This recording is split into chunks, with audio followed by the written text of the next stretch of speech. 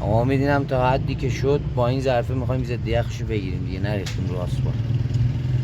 موسا خدا خیرش بده دیگه، از هزینه ها کم کرد.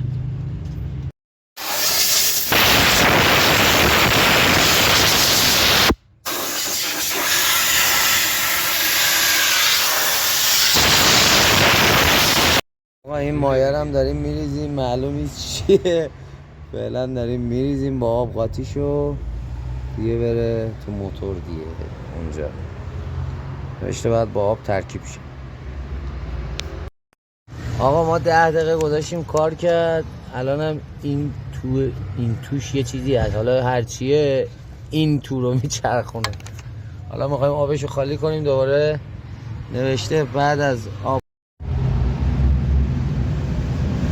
شبیه رنگ دوغ شد، دیدی اولش رنگ قهوه‌ای خاکشیر بود، الان شده دوغ. این هرچیه یه چیز خاصی داره توش آقا. داداش روشن کردیم به امید خدا که دیگه خشک باشه.